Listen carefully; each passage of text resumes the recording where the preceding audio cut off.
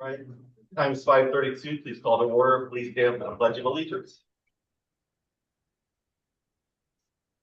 I pledge allegiance to the flag of the United States of America and to the republic for which it stands, one nation, under God, indivisible, with liberty and justice for all.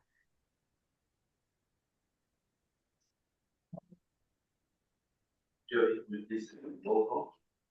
Mayor Sharp, Present. Councilmember Arnold. Here. Councilmember Bryson, Present. Councilmember Carlson. Councilmember Carson. Present. Councilmember Gorman. Here. Councilmember Taylor. Here. Councilmember Woodhouse. Here. City Attorney Norton. Here. Police Chief Campy. Present. Director Olson. Here. And Supervisor Olson. Here. Admin Keeper. All right, Council, I'm asking if you can put a motion in to excuse Mr. Carlson. Motion, we excuse. Second. Second. All in favor? Thank you. All right. Need a motion to approve the consent agenda. Oh, water boy. There's no motion on the floor. Second. Second. Any discussion? All in favor? For consent agenda? Yes. Yes, aye. Thank you. All right, there's a message. Today I received a phone call from the Wright County Humane Society with our first installment of $15,000 for the dog park. So that'll help us out a lot. The goal is to try to get to $40,000. So that'll help with fencing, anything that has to do with inside the dog parks. And then it's not subject to just dogs, it's subject to families into the park. So if we want to put playground equipment in there for the kids too as well, or family oriented, it could also be used for the dog park as well. We're still working on the Focus Lake, the interlocal agreement. He should be done finalizing within the next couple days. As soon as he does, I will immediately send out to all of you to look over immediately after, obviously, our attorney looks it over first, and then we'll send it over to you guys and we'll set up a date to do an emergency session so we can get that approved. Here we have the 9/11 Memorial. Would you like to talk about that during your time? I will. Okay, perfect. He did an amazing speech. We'll try to find more photos online. They had it 9/11 and Be Afraid of the Memorial. It was really nice event. So next year will be even better. And then I'll leave the rest of that for him to discuss. That's all we have right now. We'll move on to reports of city officers. The chair recognizes the Director of Public Works. Just a few quick things. We're doing it. We've got an ongoing kind of drama with the tap of the dog park. We're doing a 2-inch meter, which is quite a bit larger than what we normally do, so we're able to irrigate off of it. And we found a line that was near the recycling center. We were gonna be able to tap onto that and run it without cutting up Second Street, because the line runs down the north side of Second, so we would have to cut all the way across the road to get water in. So the guys got that tapped today. Fortunately, there's a valve that's frozen shut, so our solder kind of continues on that. So the guys are working on getting that broke loose, and then we'll be able to finally have water at the dog park. We shut down East and West Beach restrooms. There are some reasons. We've got a large water leak at the East Beach, which is gonna take a considerable amount of work. That whole park is running without a meter, which causes problems on our reports. We have to report how much water we're pulling out of the ground and how much water is sold to the residents. And there's always a void on that. And there always will be, because if the fire department uses water or so forth, that's unmetered water. But we really need to make sure that all of our city property is metered water, so we're able to account for that when we do these reports. So we will be putting a meter on that park, so we will be able to tell what we're using there. City Hall, the passport center, we're probably about 95% done with framing in there. So we're in, I think Peter's working on getting on to the next stage, getting electrical and sheet rock in there.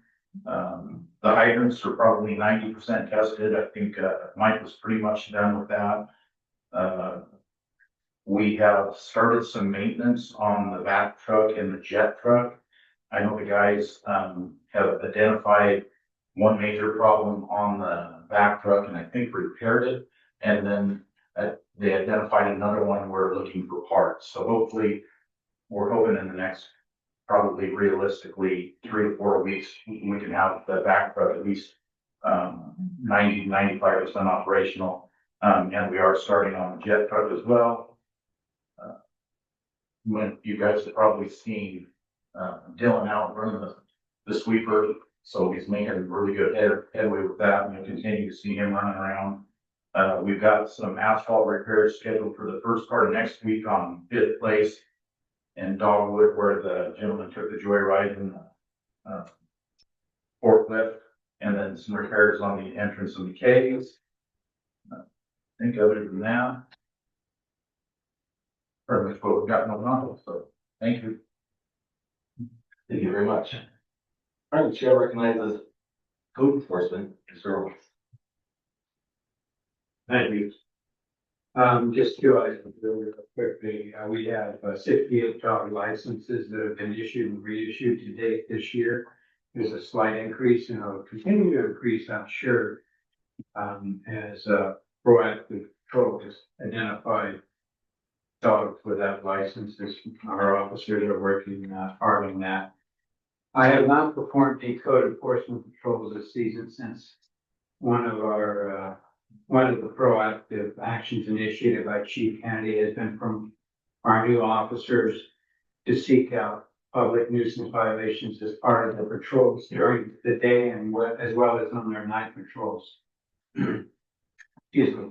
I provided them with my references such as the common code enforcement violations and as contacts for various agencies and groups that can assist them in pursuing non-criminal issues. I've also written with these officers of the patrols to aid them in identifying potential public nuisance issues as well as known and repeat offenders. And I will continue to do that as long as I can. Any questions on code enforcement? Thank you. Thank you very much. The chair recognizes the chief of police, Patrick Kennedy. Thank you, Mayor. I sent in front of your desk today, business cards. Those are the new business cards that each officer will have now. Those were designed by our own Peter Sharp, and we just received those this week. This week, Officer Smith, who's attending right now, was attending. Graduated from the academy this last week. He's now started his first week of FTO. Officer Bias, who's in here tonight, has completed his FTO and starts his first shift tonight on his own. Been working with Eli, talking about the lights at the school zones. I went and spoke to the school the other day, and Eli and I thought it was the batteries, but it's the system. So we're gonna have to find a new company that does that type of system. The system that's in place now, the company is no longer doing work anymore.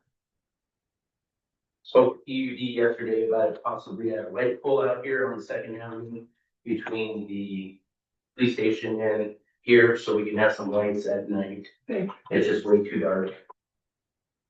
Okay, our cameras and our tasers are the company we go through with Axon. We're 2 signages short because we have new officers. Spoke to them yesterday about getting a quote for 2 new units. And then our 9/11 ceremony was absolutely wonderful. If you missed it, don't miss it next year. Plaques were given out from each agency to the top officer, dispatcher, EMS person, and each chief presented that award to each one of their designees. Any questions? Thank you. Thank you, Chair. Chair recognizes the Chamber of Commerce. We have trunk or treat coming up in the next month. We're working with law enforcement, Fire District 7, the chamber. We've already been getting some churches and other places reaching out to us that want to have like little setups for cars and things like that. So keep that in mind. There's plenty of time to figure out a way to decorate because we're gonna have trophies. The other thing you can do is support our police department and fire department if you'd like to donate candy to them to help, because we're hoping for a big crowd this year. So if you have any questions, you can reach out to any of us and we'll give you more information. Thank you. Chair recognizes the Creative District. Well, lots going on. We've got our celebration coming up the week of October 1st through 4th. The first is going to be a presentation from the Washington State Creative District's director, Adam Semerson. He's going to be here at City Council meeting on the 1st, and he's going to do a presentation for the public and for anybody here at the council particularly. With respect to our celebration, there is a party here on October 4th from 3 to 7. There'll be food and drink and perhaps some people from Masters. The food's going to be pretty good. There are posters up around town with a QR code on them. If you scan that QR code, you can register. There's a suggested donation, but it's a donation. Also, we have new walking maps online. So if you go to Creative District, you can see these maps that show the Creative District locations of points of interest. And we just sent out a request for proposal for our logo for the Creative District to be designed. So we're looking forward to getting some interesting submissions for that. And then part of our celebration is we're going to have some tiles that people can paint, and they will be fired, and then they'll use the tiles for a project in downtown. So that's something that people in the community can participate with and support the Creative District. Thank you. Thank you very much, Councilwoman. Lake Liaison Committee. Chair will recognize the Lake Liaison Committee. Yes. Microphone. I'll push a little button there. Thank you. The process that I described at the last meeting is continuing, and that process, just to remind you, is that the Quincy Irrigation District is searching its records for historic data. They are the base of collection of water and testing it for a variety of minerals and other things. So that is in process, and it will come. I haven't worked this out exactly how it will happen, but the Roger Sonichston thinks that he can provide that information directly to the city under the management contract that exists forever, so that we would get data from who collected it. And they have a massive study area over in there, Quincy. I don't know, it's bigger than I ever imagined it was when I visited it. So yeah, so that's in process, and that means that the city will get this data in our records, and that can be good. And the Conservancy will have access to it as well. So thank you. Thank you very much. All right, the chair would like to recognize the Utility Committee.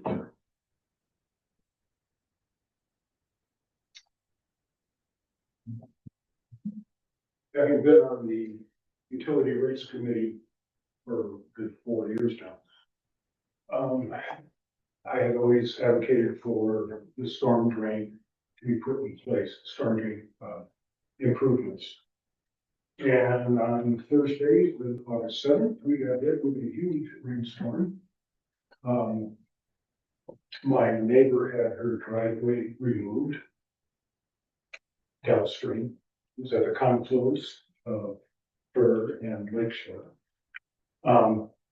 2019, Trey Osborne filed a report with us based on the 2004 Eastern Washington Manual for Storm Drainage, I believe it's called. And I went back and reread that. Now we're up to 2024 manual, which may have more restrictive measures put on state storm drainage.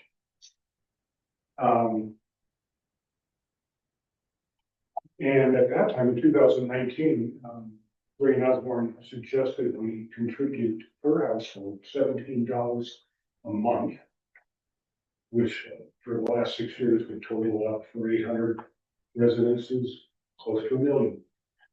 Perhaps it's going to be more with inflation and the new restrictions. And now with the ORW in place, it could be even more stringent. So the budget meetings are coming up. And I'd like to put in place some discussion about this. It's been a long time and ignored since it was suggested to get the proper storm drainage in place. So I believe you're calling for October 11th for a public meeting for this budget. Correct, we're doing the fine tunes and everything. I'd like to do that.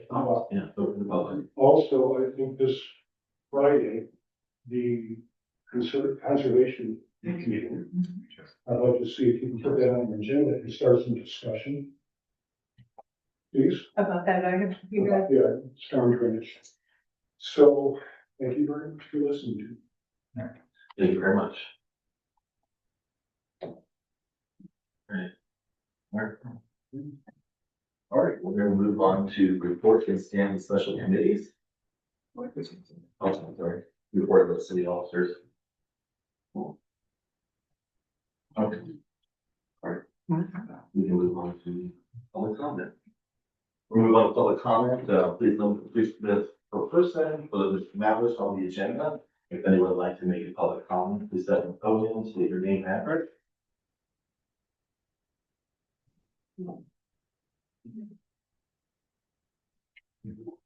Alex Kovac, 323 North Hemlock. I just wanted to comment, last council meeting, I appreciate the council pursuing the, city planner position. After hearing the question from the council, who's the city's planner at this point, and hearing the mayor's response, I wanted to provide some clarification to, council. There are 2 positions that need to be filled, after the termination of contract with Kovac Architects.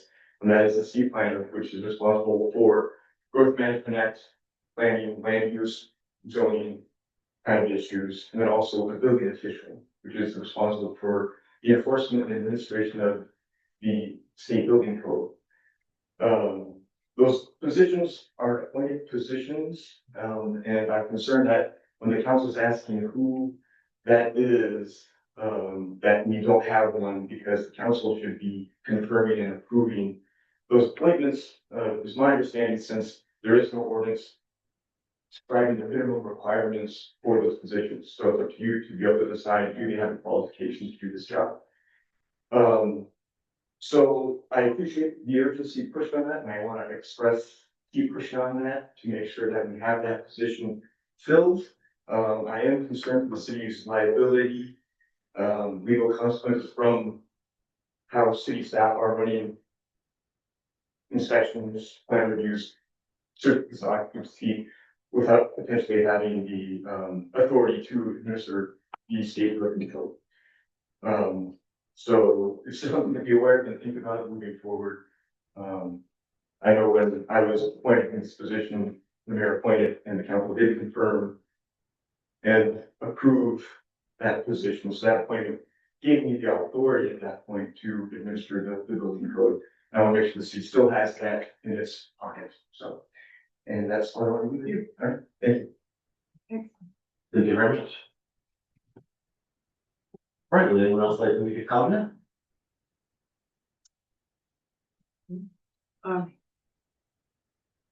We received a letter, I received a copy of it anyway, about tourism grant fund application from, Lieutenant Tobiason. Would you like me to read it? We can do that during comments. Okay. Yeah. Okay, but it is a public comment. If you'd like to read through, you can. Yeah, it's tiny because I don't think I can get it done in 3 minutes, but this is from Ruthann Tobiason and she is at 326 Juniper North. Tourism Fund Grant Application Process Recommendations. Publish current and clear policies and process for this grant application, including the application window, timeline for review, and notification of approvals or denials of the application. Current documentation says, quote, mayor and city clerk will establish application guidelines and post them on the city website, end quote. Note that last year there was no public notification made by the city of application deadlines. Switch to an online form that when submitted triggers a workflow notifying the grantee that the application was received and when to expect notice of application approval or denial. Note that last year I received acknowledgement that my grant application was received from the utility clerk right away. Formally acknowledge when the grant application is approved and the amount. Current documentation on the city website says, quote, the lodging tax advisory committee will convene and evaluate all applications and determine eligibility and funding, end quote. Note that last year there was no formal acknowledgement by email or regular mail that my grant application was or wasn't approved. When following up on January 22nd, 2025, with the mayor asking about the status of my application, I received a quote, thumbs up emoji in response. The closest form of communication regarding my application took place when visiting the mayor weeks later in person with a council member. At that time, all that was said was something to the effect that, quote, everyone is going to get their money, end quote. Tourism post-event report and reimbursement process recommendations. Publish current and clear policies and process for the reimbursement request, including the application window, timeline for review, and notification of approvals or denials of the application. Improve the application and communication process. Switch to an online form that allows the upload of documentation and when submitted, triggers a workflow notifying that the reimbursement request has been received, when to expect review approval, following up with the amount approved or denial and the reasons why. The reimbursement form posted online is insufficient for providing our full recorded expenses and it instructs users to mail it to the city. Note that Grant County LTAP handles this online, as does the state of Washington for their reimbursement grants. On July 17th, 2025, I submitted our request for reimbursement by email. Even though the form instructed otherwise, I thought email was more efficient than mailing or delivering in person because the report was 19 pages. Plus email is allowed when applying for the grant. While submitting the report by email was my mistake, I needed help from Councilmember Bryson to get through the process. Reimbursement was received in a timely manner. There's just a little bit more here. Event applications recommendations. Update policies and processes for event applications by event organizers, including the process and timeline for review and notification of approvals or denials of the application. Switch to an online form that when submitted triggers a workflow notifying the applicant that the application was received and when to expect notice of approval or denial. Answer questions that are posed in the application to help clarify ambiguities or areas that the applicant might not understand. Consider meeting with event organizers to answer questions and follow up with an email confirming the conversation. Clarify requirements for rentals of portable toilets, dumpsters, and what the criteria is for the city to reserve the right to charge additional fees. Remove the event organizer from the event permit license application process and collection of fees. This will greatly reduce complexities and the amount of time needed to organize and run an event. And finally, vendor permits and or licenses recommendations. Streamline the process, switch to an online application and online payment system. Issue a certificate or some sort of acknowledgement of approval that a vendor can show an event organizer and post at their booth as proof they are allowed to do business. Signed, Ruthann Tobiason, Secretary, Principal, or Grand Coulee, I hope I didn't take up too much of your time. Obviously, That's all, Nancy, yeah, we we are, need to look at that. we are working on putting online, I think her biggest issue that she had was when we do any type of receipt reimbursement, we need the physical, the original receipt. Yeah, But we did work through that. yeah, I know, you did. Thank you, and I think she's just trying to help us. Absolutely, I appreciate that very much. Yeah, thanks. All right, any more public comments? All right, we're gonna close public comment this time, it is 5:58. All right, we're gonna move on to new business, appointment of Mayor Pro Tem.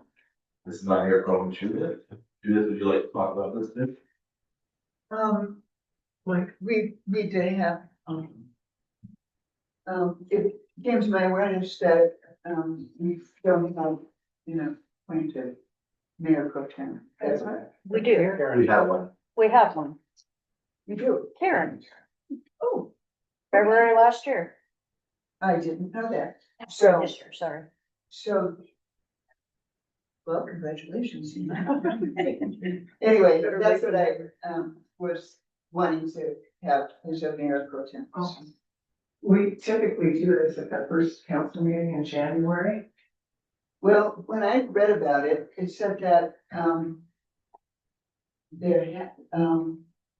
think it's a 6-month max. Yeah, I saw that. It says right in our ordinance, and I think it's included in there periodically. And if you go back, and I believe Karen has actually documentation that shows that usually at the first of the year is when this is reviewed, unless it's a situation of someone stepping down or moving to a different position. Well, that's what prompted me to do it, that, it was limited to 6 months in whatever the, No. It's in the ordinance in your packet. so I'll check on that, or maybe Yeah. Jody might know. The, Judith, yeah. the RCW that you sent was the wrong one, and so the city attorney had sent me to a different RCW that includes cities. And it does say biannually at the first meeting of a new council or periodically.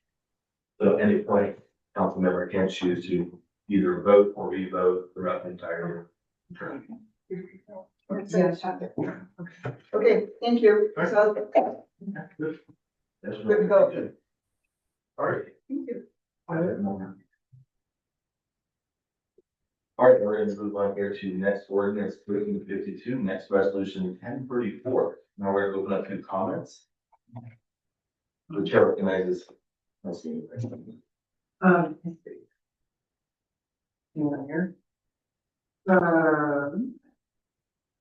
Just wanted to say that the Washington State Department of Social and Health Services Mobile Community Service Office will be at the Soap Lake Food Bank on September 23rd from 11 to 3 p.m. And what they are providing are, they will process applications for food, cash, and select medical assistance, process yearly eligibility and mid certification reviews, process changes, inquiries of currently active cases, and answer questions about any of their services. What day was this? 9:23 from 11 to 3 at the Soap Lake Food Bank. Presumably there'll be parks there somewhere. Thank you. Any other council members would like to have comment? I want to make a comment. I want the record to reflect. There's been a lot of hearsay going on out there about me, which I don't appreciate. I'm here to represent all of you. And when I have a question, I want to do my due diligence. And I'm tired of the usage of interfering with city business, because I just want to verify or check a fact for myself. So I have answers. It's very frustrating. And like I said, there's a lot of garbage going around, and I'm not gonna state specific people that supposedly this is coming from, because it's all hearsay. But I can tell you this right now, if I have not changed, again, if you have a complaint, please, if you don't feel that if it's getting round filed at City Hall or whatever the case may be, then you can send it to us council members. I don't care who you are. I don't care if I might disagree with you, or if you are known for whatever this case is in this town, but everybody has the right to make that complaint. And it doesn't change just because of a personal view or anything else. And just because we take the complaint or me say, please, if you have a complaint, send it to us, does not mean that I acknowledge or appreciate or even help them or anything else that I've been accused of. So at this point, I just want to point that out because it's very frustrating to represent all of you when I feel that I'm not getting support in other aspects of being on city council. So just wanted to make that point today. Thank you. Would any other council members like to make comment? Chief, please. No. Sure. Enforcement? No. Thank you. Good. All right, need a motion to adjourn? Motion adjourned. Second. Thank you. All in favor? Thank you. Adjourned. Is it 6:06? No. Yeah. Thank you, Joel. Good night, everyone.